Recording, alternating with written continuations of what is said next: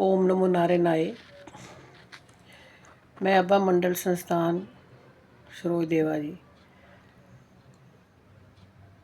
अब हम मार्गशीर्ष के मास की महिमा का वर्णन करेंगे। मार्गशीर्ष का जो मास है वो स्वयं भगवान विष्णु का ही अवतार है, क्योंकि जब हमारे नव वर्ष की स्थापना हुई थी, नव वर्ष की शुरुआत होती थी तो मार्गशीर्ष मास से ही होती थी। इसके बाद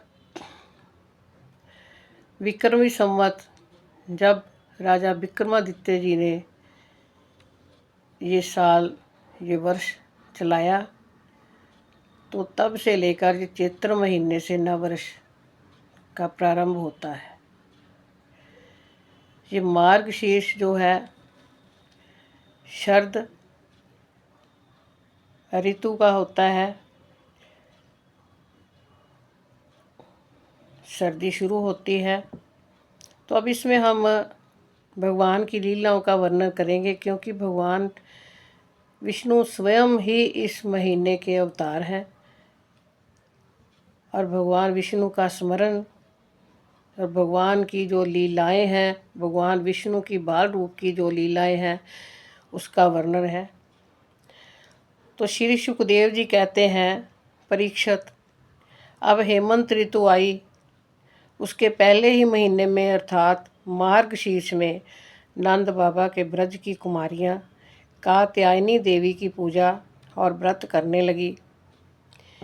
वे केवल हविष्यान्न ही खाती थी। राजन, वे कुमारी कन्याएं पूर्व दिशा का क्षितिज लाल होते होते यमुना जल से स्नान कर लेती और तट पर ही देवी की बालुकामयी मूर्ति बनाकर सुगंधित चंदन पुष्पों से भांति भांति के नैवेद्य, धूप, दीप, छोटी बड़ी भेंट की सामग्री, पल्लव, फल और चावल आदि से उनकी पूजा करती। साथ ही वे कात्यायनी, हे महामाये, हे महायोगिनी, हे सबकी एकमात्र स्वामिनी, आप नंदनंदन श्री कृष्ण को हमारा पति बना दीजिए। तो इसमें जो भगवान श्री कृष्ण को वो पति रूप में मानने को कात्यायनी देवी की पूजा करने लगी। वैसे तो हर आत्मा के पति ही भगवान है। भगवान ने कहा है कि मैं ही हूँ एक, दूसरा कोई भी नहीं है। एको हम दूसरो नास्ति, मैं एक हूँ, दूसरा कोई नहीं। क्योंकि आत्मा जो है वो स्त्रीलिंग है, स्त्री ही है, एक पुरुष भगवान है सिर्फ। और वो भगवान को अपना पति मानती हैं सभी आत्माएं।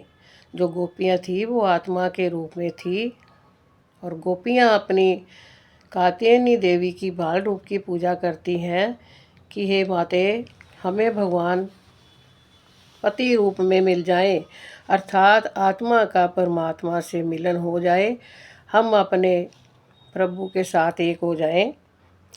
तो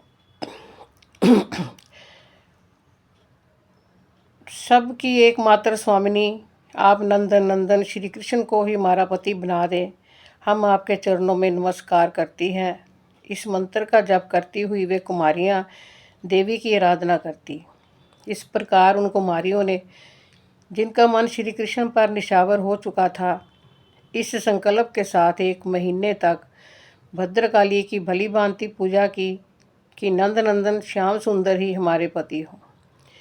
वे प्रतिदिन उषा काल में नाम से लेकर एक दूसरी सखी को पुकार लेती और परस्पर हाथ में हाथ डालकर ऊंचे स्वर से भगवान श्री कृष्ण की लीला तथा नामों का गान करती हुई यमुना जल में स्नान करने के लिए जाती। एक दिन सब कुमारियों ने प्रतिदिन की भांति यमुना जी के तट पर जाकर अपने अपने वस्त्र उतार दिए और भगवान श्री कृष्ण के गुणों का गान करती हुई बड़े आनंद से जल क्रीड़ा करने लगी। परीक्षित, भगवान श्री कृष्ण सनकादि योगियों और शंकर आदि योगेश्वरों के भी ईश्वर हैं। भगवान से ऊपर कोई भी नहीं है। इनसे गोपियों को अभिलाषा छिपी ना रही। वे उनका अभिप्राय जानकर अपने सखा ग्वाल बालों के साथ उन कुमारियों की साधना सफल करने के लिए यमुना तट पर गए। उन्होंने अकेले ही उन गोपियों के सारे वस्त्र उठा लिए और बड़ी फुर्ती से वे एक कदम्ब के वृक्ष पर चढ़ गए। साथी ग्वाल बाल ऊंचे ऊंचे हंसने लगे। स्वयं श्री कृष्ण भी हंसते हुए गोपियों से हंसी की बात कहने लगे।